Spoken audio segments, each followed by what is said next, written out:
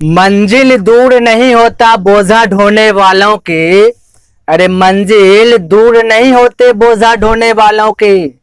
जीत हमेशा कोशिश करने वालों की होती है, ना कि जीती जागती आंखों में ख्वाब देखने वालों की। वेलकम फ्रेंड्स, मैं ज्योतिष आप सभी का हार्दिक हार्दिक अभिनंदन करता हूं SR91 के इस यूट्यूब चैनल पर।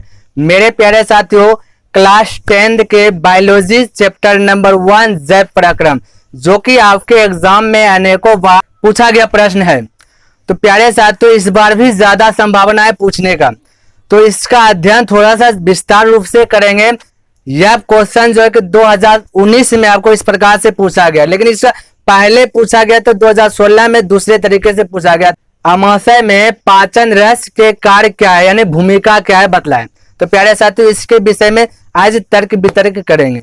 तो प्यारे साथियों, आप शुरू से अंत तक देखें, सी फ्रॉम बिगिनिंग टू एंड, आपको खुद पता चल जाएगा कि हाँ, जो भी जिसका भी क्लास हुआ अच्छी प्रकार से ज्ञान हो गया। ऐसा नहीं कि हम जो बतलाएंगे आपको सिर्फ इसी चीज का ज्ञान, नहीं, अलग ही ज्ञान भी आएगा आपको। तो प्यारे साथियों, वीडियो को स्टार्ट करते हैं।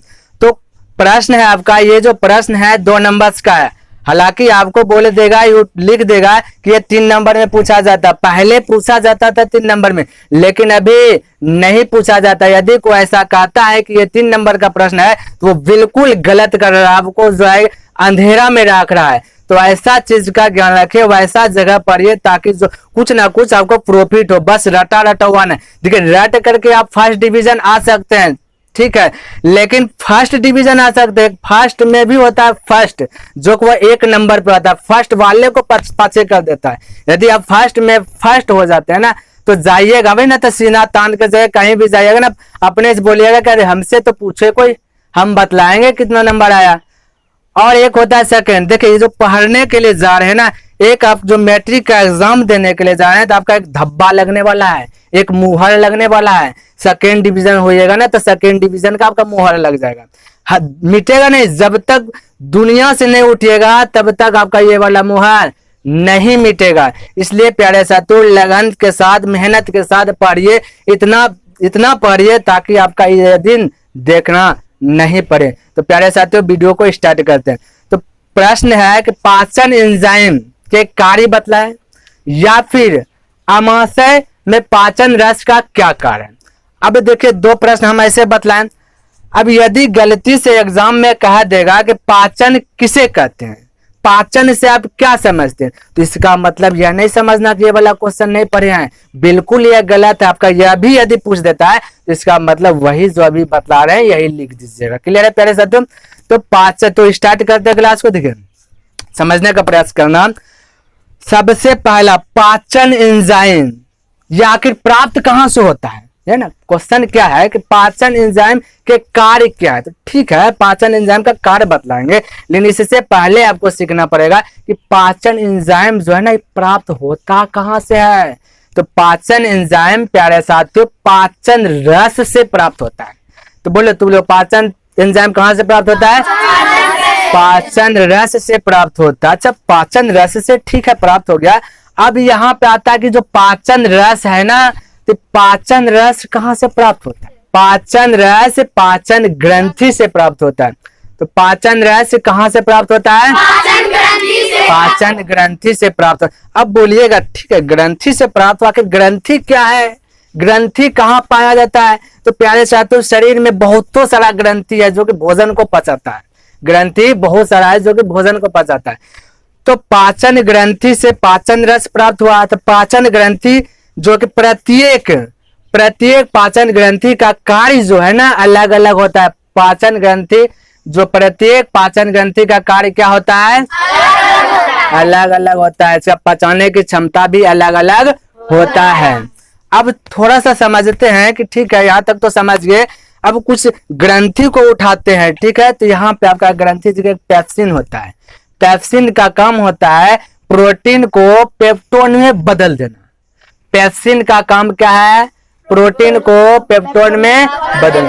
अब बोलोगे कि पेप्टोन क्या है, तो प्यारे साथियों, पेप्सिन देखिए, अब अमाशय शरीर के अंदर बहुत सारा ग्रंथि है। वह ग्रंथि अब भोजन किए, अब कुछ प्रोटीन कर लिए, कुछ वसा कर लिए, कुछ कार्बोहाइड्रेट, तो टोटल चीज आएगा। जो भी प्रोटीन होगा ना वो पेशिएंट के पास जाएगा, ठीक है। तो जो पेशिएंट के पास जो गया ना वो क्या करेगा, प्रोटीन का पेप्सिन पेप्टोन में उसे बदल देगा। और जब पेप्टोन में बदल देगा तो जानते हैं क्या होगा, आपको एक शक्ति आ जाएगा, ताकत आ जाएगा। जो भी काम करने में मन नहीं लगता है ना वो काम करने में आपको मन लगने लगेगा, ठीक है।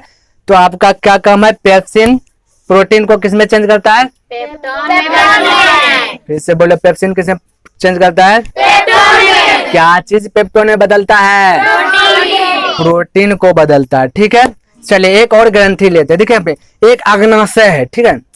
अग्नाशय एक ग्रंथि, अग्नाशय से क्या प्राप्त होता है, हाँ, तो अग्नाशय से अग्नाशय रस प्राप्त हुआ, ठीक है। अब अग्नाशय रस में देखिए क्या, अग्नाशय रस में क्या क्या चीज पचाने का क्षमता है, इसके अंदर क्या क्या चीज पचा सकता है। देखिए इसमें क्या होता है, एक होता है प्रोटीन।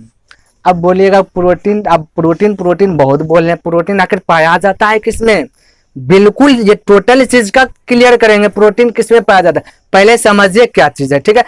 अब अग्नाशय में एक हुआ प्रोटीन, एक हुआ आपका वसा जो फैट जिसको बोलते हैं इंग्लिश में, एक होता है कार्बोहाइड्रेट, क्लियर है। इस सारा चीज को अग्नाशय क्या करता है, तोड़ देता है, क्या करता है, तोड़ देता है, क्लियर। अब यहाँ पे समझिए प्रोटीन किसमें किसमें पाया जाता है। देखिए आप लोग के घर में, अब किसी से घर में सप्ताह में या फिर महीना में जो कि मछली मांस या मान लेते जो कोई शाकाहारी होगा तो कुछ जो प्रोटीन लेता है, सेब खा लिया, अंगूर खा लिया, लीची खा लिया, है ना, छेना खा लिया, इस सबसे प्रोटीन मिलता है, क्या मिलता है, प्रोटीन प्राप्त होता है, ठीक है। तो प्रोटीन समझिए किसमें पाया जाता है, आपका सबसे ज्यादा प्रोटीन किसमें पाया जाता है, अब सबसे ज्यादा तो ज्यादा प्रोटीन मछली खाइए, अंडा खाइए, है ना, और यानी कि जो शाकाहारी है, सेब अंगूर कुछ भी खाए उस सब में क्या मिलता है, प्रोटीन मिलता है। आपको समझ में आ गया कि प्रोटीन कहाँ से मिलता है। अब बचा क्या चीज, अब आपका बचा कि वसा, वसा यानी फैटी। तो फैटी का मुख्य रूप से इसका उद्देश्य है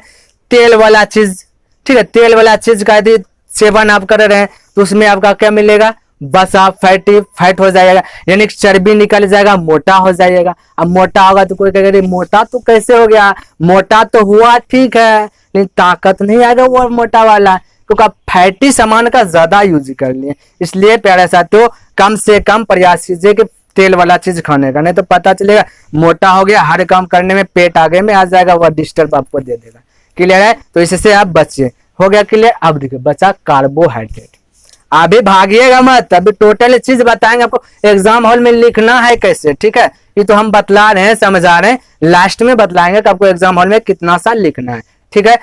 तो अब आया कार्बोहाइड्रेट, देखिए कार्बोहाइड्रेट जो है ना, कार्बोहाइड्रेट सबसे ज्यादा यदि पाया जाता है तो जड़ वाला सामान खाइए, उसमें कार्बोहाइड्रेट ज्यादा मिलेगा। अब बोलेगा जड़ वाला क्या है, अरे भाई आलू खाते हैं कि नहीं, आलू का सब्जी खाते हैं कि नहीं, तो आलू जड़ से ही ना उपजता है। बोलेगा मूली भी हो सकता है, तो बिल्कुल मूली भी होगा, मूली गाजर जो भी खाए सब में कार्बोहाइड्रेट हो। अब प्रोटीन वसा कार्बोहाइड्रेट तीनों का ज्ञान हो गया। अब बोलेगा कार्बोहाइड्रेट और किसी में पाया जाता है क्या, हाँ बिल्कुल पाया जाता है। कार्बोहाइड्रेट आपका मोटे अनाज में भी पाया जाता है, क्लियर। अब जैसे चावल हो गया, दाल हो गया, गेहूं हो गया, इस सब में क्या पाया जाता है, कार्बोहाइड्रेट पाया जाता है, क्लियर। अब यहाँ पे देखिए, आप बोलिएगा इतना तो बक दिए, आखिर हम एग्जाम में लिखेंगे कैसे। तो अब हम बतला रहे हैं कि आपको एग्जाम हॉल में लिखना क्या है, कितना लिखना है, जो कि आपको 2 नंबर से मिलेगा, क्योंकि ये 2 मार्क्स का पूछेगा, हाँ 2 मार्क्स से पूछेगा जरूर। अभी जो हम बतलाए ना उसमें 4-5 ऑब्जेक्टिव भी क्लियर हो गया है, और वो ऑब्जेक्टिव आपको मदद देगा, वहां ऑब्जेक्टिव का प्रश्न आता है। ऐसा नहीं कि मैट्रिक में सिर्फ सब्जेक्टिव ही पूछता है, आधा सब्जेक्टिव पूछता है, आधा ऑब्जेक्टिव पूछता है, इसलिए वह ऑब्जेक्टिव काम देगा उधर। ऐसा नहीं कि सिर्फ इसी प्रश्न में ऑब्जेक्टिव है, कार्बोहाइड्रेट वसा प्रोटीन सिर्फ इसी में देखने के लिए मिले, नहीं। आगे जब भी किसी भी चीज का क्लास यदि लेते हैं साइंस के बायोलॉजी चैप्टर का, उसमें आपको जो है यह चीज देखने के लिए मिलेगा, तो उसमें आपको समझ में आएगा अच्छी प्रकार। अच्छा प्रोटीन है तो इसमें प्रोटीन पाया जाता है, कार्बोहाइड्रेट इसमें पाया जाता है, वसा इसमें पाया जाता है, क्लियर। तो अब लिखिए कि आपको एग्जाम में कैसे लिखना है। देखिए सबसे पहले के साथ साथ आप बोलिए, साथ साथ आप बोलिए, तो बोलिए पाचन एंजाइम कहाँ से प्राप्त होता है, पाचन रस से प्राप्त होता है, ठीक है, क्लियर हो गया। अच्छा पाचन रस से पाचन एंजाइम, देखिए टोटल चीज लिखना है, ठीक है, जो बोल रहे हैं फिर से बोले रिपीट, पाचन एंजाइम कहाँ से प्राप्त होता है? पाचन रस से। इतना सा लिख देना है कि पाचन एंजाइम पाचन रस से प्राप्त होता है।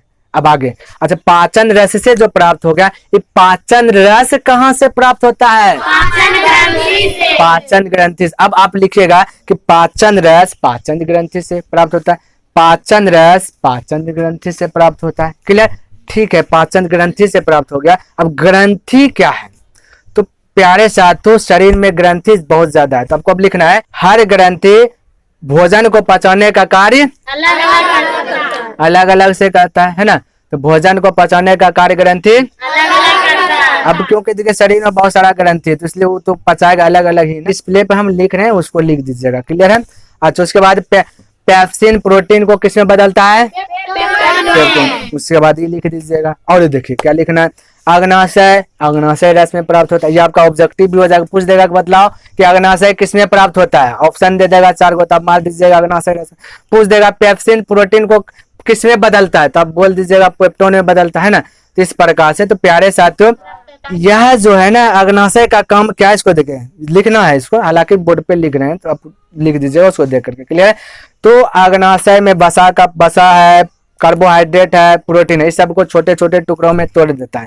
क्लियर? तो ये अग्नाशय का कार्य है। तो प्यारे साथियों, आपको समझ में आ गया होगा कि पाचन एंजाइम क्या है, या पाचन एंजाइम से आप क्या समझते हैं, या फिर आमाशय में पाचन रस की क्या भूमिका है, आपको समझ में आ गई। यदि आपको पूर्ण रूप से अच्छी प्रकार से यदि समझ में आया, वीडियो को लाइक कर दें। यदि आप सब्सक्राइब नहीं किए हैं तो सब्सक्राइब भी कर दें।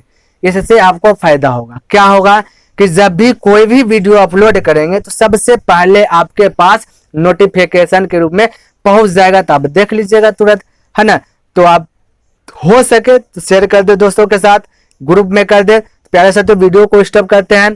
तब तक के लिए जय हिंद, जय भारत।